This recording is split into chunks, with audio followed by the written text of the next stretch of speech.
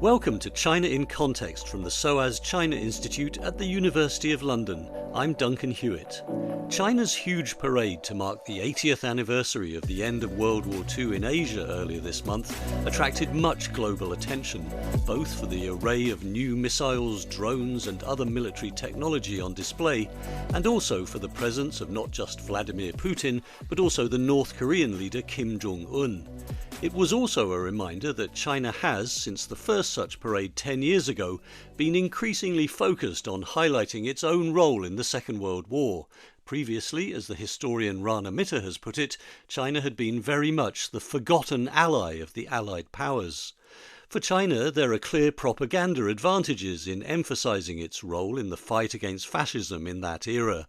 And despite recent tension between Beijing and Washington, some of this history is increasingly being publicly commemorated in various parts of China, notably in connection with the Flying Tigers, the joint US-Chinese air squadron which kept Western China supplied during the war and shot down many Japanese planes.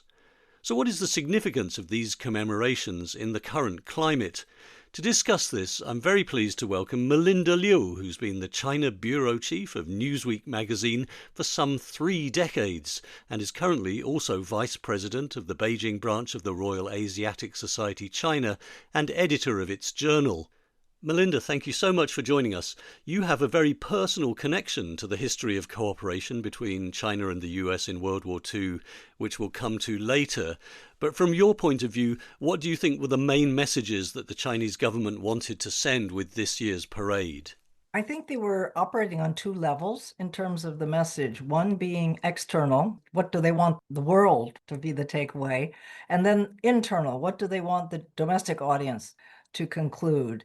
And I think, weirdly, I think the cutting edge weaponry and the, obsessively precise goose-stepping soldiers and the planes and the tanks and the missiles and everything, I think that all served both levels, both international and domestic. But I think possibly the domestic one was the most important one, because this is a critical time for China. The economy is not doing well here. There are lots of young people who are looking for jobs and not finding them. So first of all, the priority would have to be domestic. The priority would have to be unifying, the Chinese people behind the government. And I think this iconography just kind of did that. It fed a sort of patriotic or nationalistic fervor. Apparently right after the right after the parade, then there was like a big business in like plush toys made like missiles that people were buying. It seemed to have resonated with ordinary people. Because it International, was symbolizing China being ever stronger and strong, yes. And simply effective, able to put on a thing like this. I mean, this was a massive operation. I mean, they rehearsed it a number of times, and it was right in the middle of the city, and they had to have traffic control, and hotels had to close. And like in our building, which is right on the parade route, maybe 6 weeks beforehand, we got a visit by a little team of people who were explaining, even during the rehearsals, you can't stand by your windows, you got to close the drapes, you can't watch from the balcony, that sort of thing. So it shows the effectiveness, the viability of the government should not be in question. And also, I think they would have liked to have had many more international representatives there at high levels, but obviously the geopolitical environment made that very, very difficult. Just one interesting contrast, we talked about there had been 2 parades of this sort, one just concluded and one 10 years earlier. By contrast, the VIP foreign visitor 10 years ago was the South Korean prime minister. And Putin was there also, but he was number 2. He came second in the VIP list. Whereas this time it was, Putin and then, North Korea and then a bunch of others and very yeah. few Western representatives. In numbers, 10 years ago was bigger.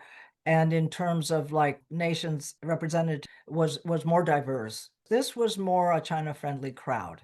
But I think in some ways China's kind of gone beyond that now. All they need is a parade that looks really good on television. It's all on television now and, online and, imagery. Do you think there was a particular message that the world should be taking away from the fact that, for example, Kim Jong-un was there all the time with Xi Jinping and Vladimir Putin in all of those shots? I think North Korea's profile in recent developments, especially, the presence of North Korean soldiers fighting for the Russian side in the war in Ukraine, that's kind of a new thing that nobody could have predicted a couple of years ago. And I think people are still trying to figure out what does it mean. It certainly amps up the number of key players that you've got in this sort of fraternity of autocrats who appear to be working completely in lockstep with each other. But of course, we know in history there have been differences between all of them and each of them. Even if you go back to the actual history of World War II, the Soviet Union did not enter into war against Japan until the very, very, very, very last minute, much to the disappointment of the Chinese, who were hoping it would have happened earlier. Number one, the Soviet Union had a non-aggression pact with Japan, and number two, they weren't willing to open up a whole nother front because they had been so active fighting the Germans.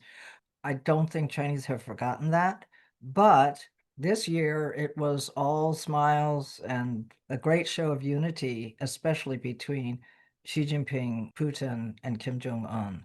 You mentioned the fact that the first of the big parades took place 10 years ago in 2015, the 70th anniversary of the end of the war. And, it was billed very much as a kind of this anti-fascist parade. And as you say, they had tried to bring as many leaders as they could from around the world and from different types of countries and systems. In itself, that was also something quite new for China because it was very much talking about the end of World War II on a global scale, whereas for many of us who spent much time in China in the previous decades, the talk always seemed to be about what's called in China the anti-Japanese war, which was the war of resistance against Japan, which Yes. really is generally dated from 1937 to 1945. So obviously China was fighting Japan before the Second World War officially started. So why do you think that they, at that point, they started digging into the idea of World War II? And obviously that's something that, as we'll discuss in a moment, has continued. Yeah, I think it's really fascinating. And I think you're absolutely right. Until a little more than a decade ago, it was all about China versus Japan, China fighting Japan, Japan aggressing against China, and not that much mention of what was going on elsewhere, even between Japan and other countries. So a lot of stuff was treated almost like a footnote. But I think at some point, someone cleverly realized that this was a bit of a dead end because there were two things that made it problematic for the Chinese to deal with it if it was only a China versus Japan thing. One of them was if China wanted to become something bigger, something international, someone interacting with the international world, if this was only China and Japan, that wasn't doing it. Most importantly, they couldn't quite figure out how to deal with the Chinese nationalists, the Kuomintang forces. Before 1949, China was ruled by the Kuomintang Party. The Republic of China was established by them, and they were basically the government fighting during World War II, after Pearl Harbor, all of this alliance with the US. This was all the Kuomintang government, the Chinese nationalist government. The KMT, as they're Yes, often the called for short, KMT. under Chiang Kai-shek. But for a long time, the Kuomintang was treated as an enemy, always an enemy, vying with the communists to run China. And they were also tended to be described as not having fought hard enough against the Japanese, and They of were course, accused of uh, that. Chiang Kai-shek was accused very much of that. and of being too focused on wiping out the communists. Although, of Too course, in focused on, theory, they had the yes, pact later in the exact. sort of He was late 30s basically onwards. always accused of saving his powder for the war against the communists. And to some extent, probably there was truth to this. But at some point, I think even the communists, despite being masters of propaganda, they were running into problems if they tried to say the Kuomintang didn't do anything during the war against Japan. It was all us. It was all us, the communists. I mean, there were communist contributions, but there were a huge number of large battles where the Kuomintang fought. Sometimes they won, sometimes they lost, but there were acts of true bravery, set piece military confrontations. And the communists had some too, but not on that scale. And you're just not credible if you say, oh, the Kuomintang were never there. They didn't want to fight. They didn't fight. We won. For a while, they were trying to make this, and it just didn't fly.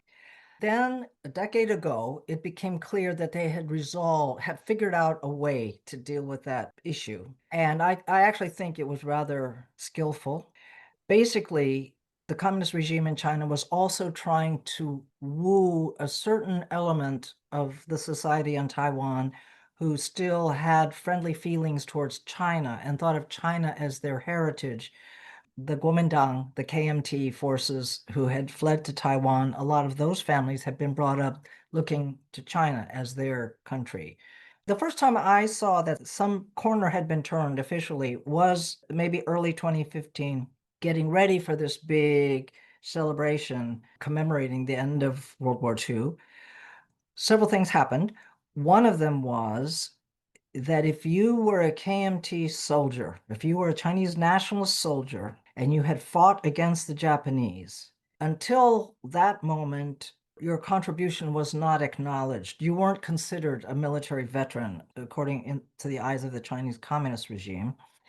A lot of them felt really, really bad. It was some kind of deep psychic wound that they had fought, and many of them had died, and it wasn't acknowledged that they were truly veterans of that conflict. Well, in 2014, suddenly these former Kuomintang soldiers, so long as they hadn't taken up arms against the communists, but had fought against the Japanese, they were given the status of military veterans. And they were given back pensions, which is probably for a lot of them was beyond expectation, because we're talking decades worth of pension. Now, what did that do aside from winning a lot of goodwill? It allowed China to leapfrog in its story about what we call World War II and just say, China won this and China won that, and brave soldiers did this and brave soldiers did that. And, we are China. It was rather skillful because it allowed them to take credit for all the victories of the Kuomintang because everyone was China. So it just kind of changed the whole parameters of the debate.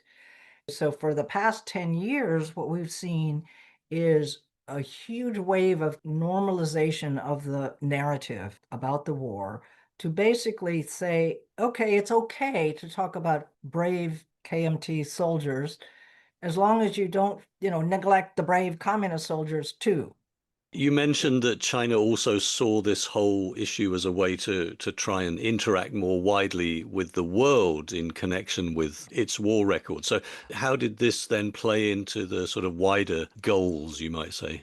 So similarly, once upon a time, it wasn't that popular to talk about, oh, China and America were allies during the war, or China and the Brits, worked together during the war. They probably thought, oh, it's too complicated to reconcile this with the Korean War, where we were enemies. With the Brits, they were still dealing with the century of humiliation, the Opium Wars and all that kind of thing. So I think they just kind of swept it under the rug for a while, or certainly they just didn't glorify it. But again, a decade ago, they saw an opportunity to burnish the fact that they had worked together and had been allied with, especially Americans and British, but also other countries as well. There was one strategic flaw if the Chinese wanted to not mention that they were allied with anybody else. And that flaw was that it worked okay if you wanted to just continue portraying China as a passive victim of all kinds of atrocities and all kinds of bad stuff. But they wanted to be seen as a player. They wanted to be seen as having had some brave victories, having played a role. And then, if they played up the fact that they were allied with the Americans, if they played up the fact that they were allied with the Brits, they can legitimately claim we won the war. We were among the victors of the war. among the forces of good that were fighting fascism all over the world, not just against Japan. And today they want to show themselves as having a longer record of peacemaking than anybody else. Okay, so basically what they're seeing is an isolationist trend in America. Americans who don't care for foreign wars, don't want to be involved in them, don't want to claim credit for them. Okay, fine. Maybe China should be claiming some credit. So now we see them claiming credit for tying down huge numbers of Japanese in China, not always winning, but at least keeping them there so that they couldn't, wreak more havoc and have more victories outside of China. And they want to show themselves as even going outside of the borders of China to save some of the other allies who were in trouble. This narrative of Chinese saving people during the war is hugely popular at the grassroots. So we have the recent story of the sinking of the Lisbon Maru, for example, where Chinese fishermen saved a lot of British POWs who had been on board a sinking Japanese vessel. And this was in 1942. Yes, China sees an opportunity to cloak itself in the mantle of morality in the world. They want to show themselves as a peacemaker par excellence. So that the key thing that's coming out this year is that they're saying we bore the brunt of the very first salvo of World War II. And it wasn't even just 1937, which is when officially war broke out between China and Japan. They're going all the way back to 1931 with the Japanese aggression in Manchuria. And 80 years later, we are still, waving the flag for peace all over the world. It may not persuade everyone, but it may persuade enough people to be effective. You mentioned the idea of China keen to show that it has had this role in saving some of its allies during the Second World War. And this is something that has an extremely sort of personal resonance for you. And you've been digging into a story which relates very much to your own family, which is tied to the Doolittle Raid, which was a famous moment in April 1942 when President Roosevelt had been determined to take some kind of retaliatory action for Pearl Harbor when the Japanese, of course, entered the war after surprising the US fleet in Hawaii. So this was a mission that was flown from ships or from a US aircraft carrier in the Pacific to actually bomb mainland Japan, something that had not really been thought possible before because of the distances involved. So tell us a little bit about the story as it actually involved your own father. Yes, and probably this is why I noticed that Chinese love these rescue narratives because, that was my father's story. So basically, my father, my late father, he passed away more than a decade ago. His name was Sheng Liu. He was nicknamed Tom by his American friends. And he had been a graduate student at Tsinghua University, but In the Beijing. university itself had run away from Beijing because the Japanese were there and they relocated in Western China in Kunming. Anyway, so he happened to be in April 1942, he happened to be in a small coastal village in Zhejiang province, basically the east coast of China. And he was trying to get to Western China, which required being smuggled over the Japanese lines. And so he was staying in a small hotel. And one night, someone knocked on the door. He opened the door, and there were local people who they asked my father what he thought was a very strange question, which was, "Do you speak English?" And he thought, well, what does that have to do anything? But he answered them truthfully. He said, yes, I do speak English because some of my course material at college was in English. And so then they said, okay, come with us then and bring your suitcase. So he thought, oh, I don't know what this has to do with anything, but I'll bring my suitcase. Maybe this is my ticket to travel west, which it turned out to be, but not under the circumstances that he imagined.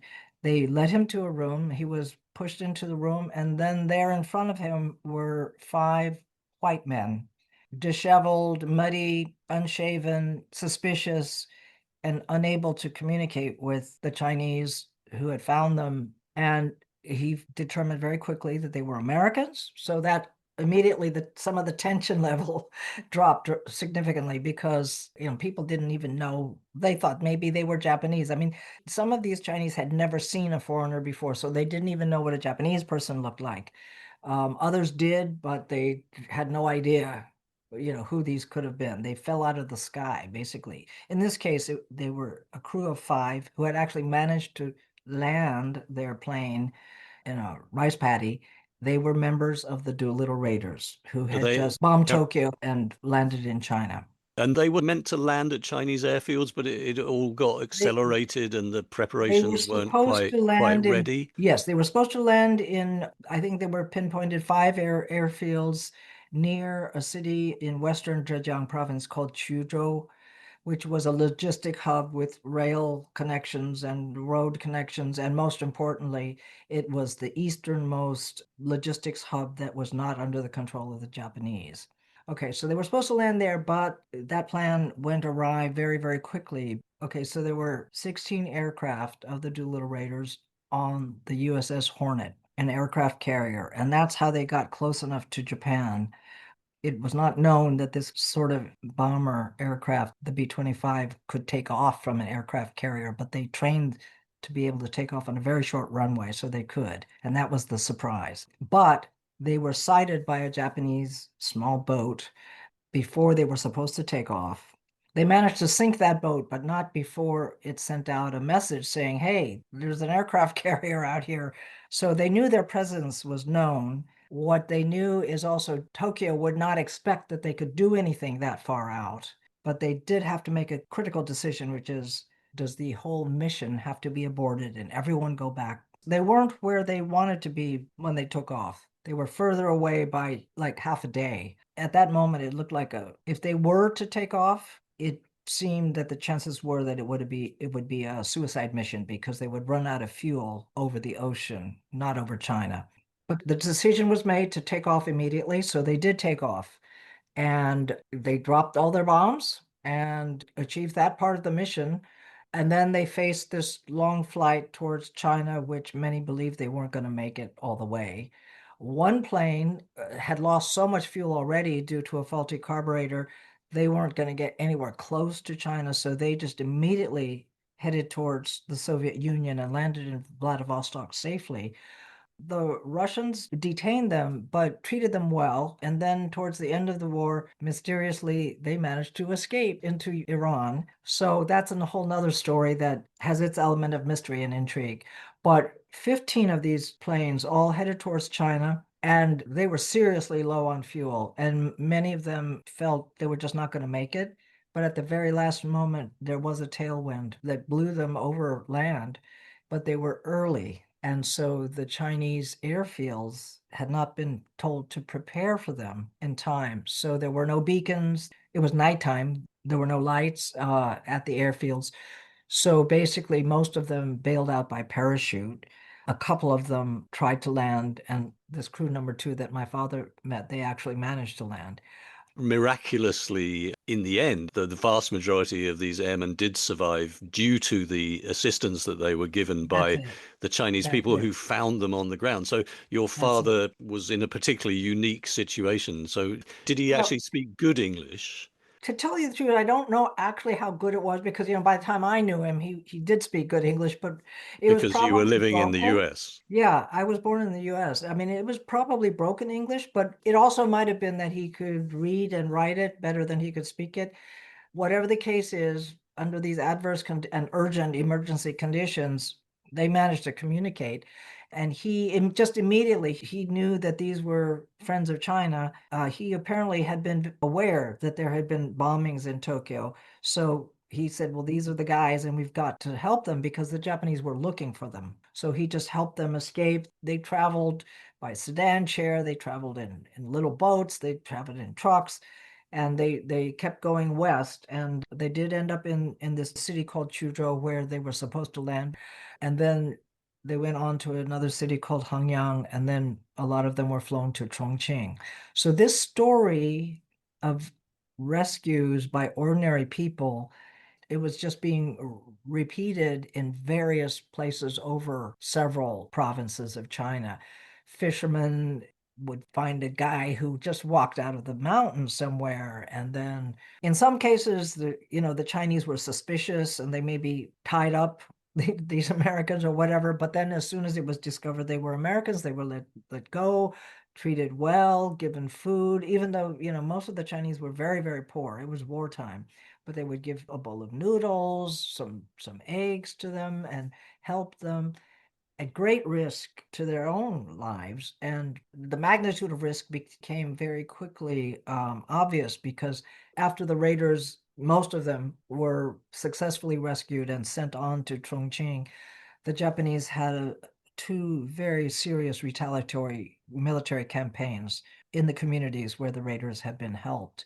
And it's estimated that 250,000 civilians were killed, basically in retaliation, and also to try to teach these local populations a lesson to not help Americans. It was called the Zhegang campaign, so relating to Zhejiang province and the neighboring Anhui province. They were wiping out entire villages. Entire villages, huge numbers of people, because not only was it, manual violence, which is bad enough, but they also were using bacteriological warfare. So there were anthrax, plague organisms released into wells and other things. And So this yeah, this campaign is thought to have been purely in retaliation for the Doolittle raid. yeah, it was retaliation for the Doolittle raid and also a preemptive strike to be sure that those little airports could not be used against Japan again. Because basically, one of the things that the Doolittle raid did, it changed the whole psychology of the war. What do I mean by that? Well, first of all, it was a huge morale booster for the Americans, of course. It was a huge traumatic shock for the Japanese. They had not been attacked at home since the Mongol invasion, centuries earlier. So they became obsessed with how to defend themselves at home. Of course, this took some of their resources away from their aggressive actions all over the Pacific. I mean, it's extraordinary in a way that, as you say, they're still now commemorating the Doolittle raid as a positive thing, considering the aftermath. But just to bring us to that moment, I mean, your father, just how long did it actually take him to sort of get to where He they were going? he was only with them, I would say, less than 2 weeks total, but it left a lasting impression on him. He said goodbye to them in a city called Hengyang because they were getting on an American aircraft that could not take Chinese civilians. They all said goodbye. They thought they would never see each other again. But both my parents had planned to go to the States for further study. First, my mother went in 1945. She actually arrived in America on VJ Day. And then in 1946, my father went. Long story short, they were going to University of Minnesota, and one day my father opened up the paper and saw a little article that said a group of men calling themselves the Doolittle Raiders are having a reunion in such and such a hotel in Minneapolis. And so he said, "Hey, they're here. I'll go see them." So he took my mom, and they went and they got reunited with not the whole group, but a large number of them, including the pilot of the crew number two, which is the very first crew that he met. So my father did not go back to China and ended up living first in Minnesota and then in Ohio. And so I was born in Minneapolis. And so the Doolittle Raiders, they named my father the first honorary Doolittle Raider. So he came to all those reunions. He went to them and he brought the kids, and we met all these legendary heroes. So then it sort of came full circle in that you have become involved in commemorations of what they did within Yeah. China. And that's something that you, as you say, has really taken off Yes. over the last decades. This is one of my biggest regrets, is that it was much too late. My father was already in failing health. I interviewed him a few times, but by this time I was based in Beijing, and various people would visit from the US, and they would say, "Hey, let's go follow in the footsteps of the Doolittle Raiders." And I said, "Oh, it's hard to find those footsteps now. There don't seem to be many buildings left or whatever." But then gradually over time, I started hearing of like the built heritage of that episode still surviving.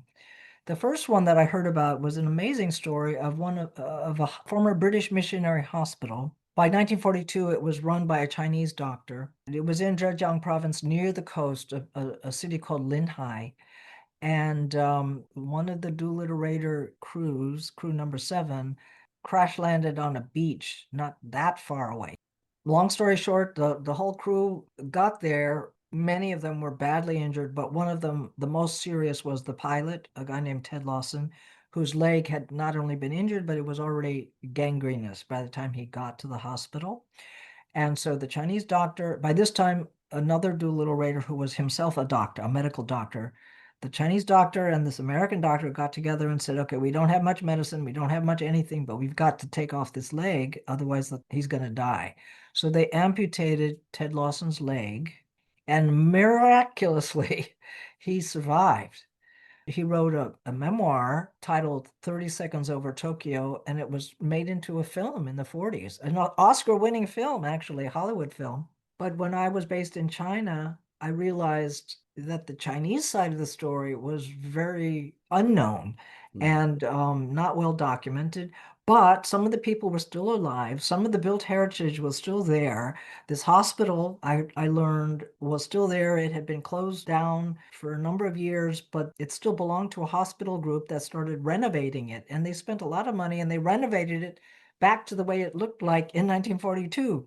They wanted to preserve the memory, and also the popularity of the rescue narrative, I think, was very compelling. And so they wrote, some books were made about it. This hospital was renovated and became like a little museum, a museum to the Doolittle Raid. All right, so then fast forward to like 2015, the previous military parade. The son of one of the Doolittle Raiders was invited to come to Beijing. They invited all the primary generation people who were still alive, but by that time, of course, many of them were very old. And so in the case of the Doolittle Raiders, there were still several alive, but they couldn't travel that far. So in the case of Jeff Thatcher, his father had been the youngest crew member from Ted Lawson's crew, the one that had this amazing experience at that missionary hospital. He came to represent his father. And so I said, look, let's go down to Zhejiang province and you can see where your father landed. So the Chinese allowed him to have a longer visa so he could do that. And we did, and we had amazing reception. The UNZA clinic that I was describing just opened the doors, and they were just so happy to see him because his father had actually been there. And it was just this remarkable several days. And we were having a meal with some of the local authorities in Chuzhou, the city where the Raiders were supposed to land. And Jeff just blurted out without much preparation, just said, hey, wouldn't it be great if there could be a museum here to the Doolittle Raid, and we can help you. We can bring some artifacts. And the locals were kind of intrigued by it. And they said, well, write a letter. He wrote the letter. The local authorities got all excited and they made it. Okay, it wasn't big enough to be called a museum. They called it the Doolittle Raid Memorial Hall. And in 2018, I brought a couple of dozen children of Doolittle Raiders to Chuzhou, and we did the opening ceremony of this museum. And it's now very, very popular. It's actually expanded to be double its size. And in 2023, when the Chinese President Xi Jinping visited San Francisco, he mentioned this museum. And so after that mention, even more people started going and the expansion took place. And that seems to be part of a trend, as you It mentioned, the is. Flying Tigers, which was this huge operation and actually involved thousands of American flights and more than 2,000 Americans and more than 900 Chinese airmen died in this campaign. But it was seen as having played this huge role. They shot down lots of Japanese planes. They Yes. kept the supply routes open, as you say, over the hump, over the Himalayas. But they had a lot of airfields around southwestern China. You mentioned Chongqing. Yes. They also had Chengdu and places in Yunnan Yes. province, Kunming and others. So, I mean, am I right? There are now a number of these types of memorials to this Many. cooperation. Yes, many. It started on a small scale, like a decade ago, more than a decade ago, but the acceleration has been truly remarkable in recent years, I would say. And they get a lot of media attention. I mean, just simply to say flying tigers, it kind of captivates the imagination. The And history. they actually, because there was an exhibition about them in Shanghai when I was there recently, and they had a lot of photos of the plane. So the logo of the Flying Tigers, which is this tiger with wings and sharp teeth, was apparently actually designed by Walt Disney Studios. Yes, well, Disney Studios designed a rather cool tiger to symbolize the flying tigers. And they also assumed as their trademark, they flew a fighter aircraft called the Mustang P-51, and it had painted on the nose of the aircraft a shark mouth with very sharp teeth. And this visual iconography was so effective because it scared the dickens out of all the Japanese who saw it. And it had an amazing uplifting effect on the Chinese. The other key thing about the flying tigers is I think endears them to the Chinese is that they began as part of the Chinese military. It began before Pearl Harbor, and because America had not officially entered the war yet, these were trained as American military pilots, but they were decommissioned, and technically they were mercenaries flying for the Chinese military, even though their leader, Claire Chennault, was also himself, an American and a military leader. But the Chinese sort of see them as, oh, they were part of our military. Later, after America officially entered the war, it changed, and Chennault was leading pilots who were part of the U.S. military. So these are iconic people, and they have little bases all around Western China.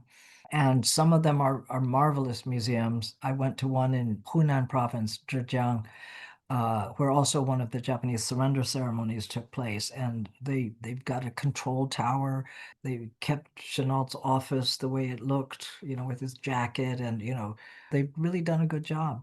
And I mean, he was always seen as quite a kind of popular figure in China, not least because he married a Chinese journalist, right? This young Right. woman who was called Anna Chen, is that right? Yes. Yes. Also known as by her Chinese name Chen Xiangmei, and Chen is quite Xiaoming. famous in China. I mean, there's even, I think, a residential compound in Shanghai that was developed in recent years that has her sort of stamp of approval and her name on it as a way of attracting the kind of Shanghai middle classes. So you've seen obviously a lot this upsurge of commemoration of all of this cooperation during the Second World War. What's your sense about how much ordinary people in China are interested in it, or to what extent is it still something that's done more on the official level and is more tied in with the sort of the government line? I think that it would be easy to say, oh, this was all just driven by propaganda imperatives. But actually, I've seen at the grassroots, I've seen some genuine reservoirs of goodwill. I would say weirdly, because I'm not sure why, but there is appeal even for younger generations. For me, that's the key. Maybe they just like this, flying tigers, just sounds kind of captivating, but there's some kind of soft power thing going on there. It's appealing to them and in different kinds of ways. Like, for example, I have a friend, he's 30 something. He's a young Chinese collector. He loves history, and he has, over a few years, accumulated a vast archive of antique photos of China. Not only wartime photos, but many, many, many of the war against the Japanese. And he's got a big exhibition that just opened in San Francisco at the World War II Pacific War Memorial Hall. And he and I were both present on the USS Hornet, which had a big commemoration for the 80th anniversary of the end of World War II. And he had an exhibition there. And And the Hornet being the successor to the aircraft carrier from which the Doolittle Raiders took off. exactly, exactly. It was quite noticeable to me when at the end of this exhibition about the Flying Tigers, which was on show in Shanghai in a very modern, newly built government cultural center museum space, it was striking that they showed lots of images at the end of the exhibition of more recent cooperation between China and particularly Shanghai and the US. So it had images of the American school in Shanghai and of New York University's new campus in Shanghai, also of Shanghai Disneyland. And there were a lot of slogans at the end about, the foundation of China-US relations is built by the people, the future is created by the people, and talking about this friendship forged in blood and fire which was obviously a reference to the war, saying that this has been passed down from generation to generation and saying that we need to write a new chapter of China-US friendship. I mean, how deep do you think that goes? Obviously, we've seen so much tension and clearly under President Trump, that's increased further in just this year. And, obviously the temporary, apparently, decision to try and block Chinese students from coming to the US caused a lot of anger among Chinese people. What do you feel, with your experience over the decades of being in China, what are the prospects for this in the coming years? It's a complex question. I personally believe people-to-people exchanges at the grassroots are very important, despite a tense Sino-US relationship on the official level, and perhaps because of it. I think ordinary people have to have an understanding of the other side to kind of lessen the chances of a miscalculation or misunderstanding. But okay, so I think there are several different things going on here. One of them, you can be very cynical and you can say this is just a propaganda exercise. Nobody really believes it that China and America can be friends. I don't quite buy that though. I think there is some genuine sense that at the people-to-people level, there should be friendly exchanges. And I think that there is a will among many Chinese to have those friendly exchanges. They often come into the exhibition space, these memorial halls and things, and it's genuine. And then the other thing that goes on is among students. And this is happening all over the place. There's a foundation called the Sino-American Aviation Heritage Foundation that has like flying tiger schools all over China where they're having exchanges with American schools, and it's a pretty big deal. That is still going on. And I actually think that this is one of the safest ways that a Chinese person or an organization or a local government can express friendliness towards America without, well, I can't say entirely without fear of being criticized, but with less chance of being criticized because this is history. This is history. This goes back 80 years now. And that history is being embraced by the top leaders of China. So if you were secretly hoping to have a better relationship with America, but you didn't want to say it because you were afraid that someone would accuse you of being not nationalistic enough or whatever, you can at least channel it into this thing and Yeah. and have it be safer. We love the Flying Tigers and we love the Doolittle Raiders, and who can argue with that? So, in your experience, do you feel that the younger generation of people in China these days are still as well disposed to the US as they were, say, 10 or 15 years ago? Because clearly we hear a lot about what's taught in the schools in terms of history, but not all of that history is complementary to the Western role in China, obviously, or to US geopolitical behavior. What's your feeling? I mean, has there been a sort of significant turn away from the West in the minds of many young people? Okay, I think there's a lot of ambivalence towards the West in general and towards the US in particular. But it's not a simple emotion at all because for one thing, okay, the numbers may be down, but I do still see a lot of people would love to get an education in the States.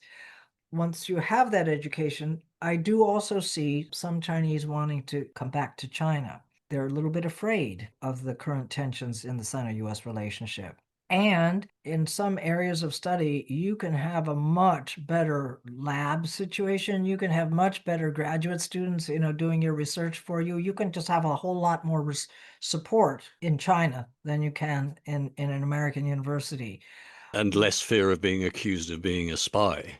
Exactly, exactly. But I do sense there's a lot of interest, people who would like to go visit the US, people who would like to study in the US. There are concerns.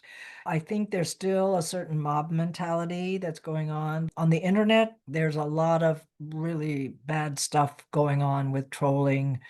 I have a lot of friends who don't want to do anything on the Chinese social media, for example, because there are Chinese trolls who will go after Americans or pro-American people who post stuff, but they might not even believe, they might be paid to do it, or they might think that they will gain something. Like if they take a very hostile anti-American stand in their postings, they might get a lot of followers. And then if you get a lot of followers, you can monetize that. So it's kind of hard to know who's really pro or anti-Western. But I think there's a lot more caution now. I've been in China, dealing with China for such a long time that I can kind of see the different phases. Like I first worked in Beijing in 1980. And in 80 and 81, there was this very naive embrace of everything American, probably for almost all of the 80s. Democracy Wall, they would have like these very schmarmy slogans like, I'm in love with an American girl and her name is democracy.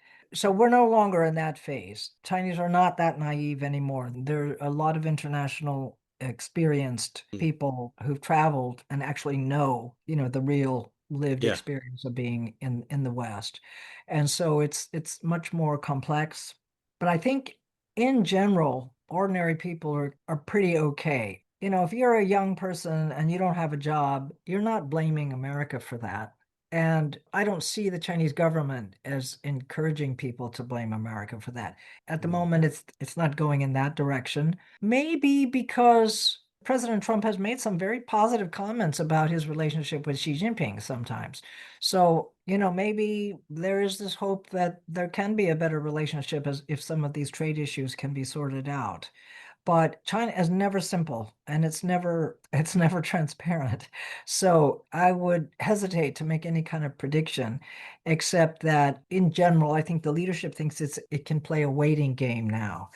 China is not encumbered by election cycles where, a leader has only a limited number of years to kind of do what they want to do.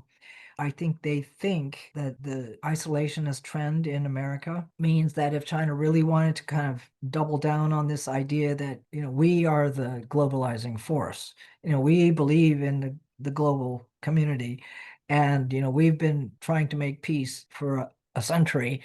I think they might think that they have a chance to make that argument and persuade some people of it.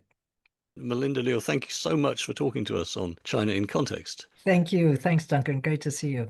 Well, that's all we have time for on this episode. You can find more information about SOAS China Institute events and read our blog on the SOAS website, soas.ac.uk. For now, thanks for listening and goodbye.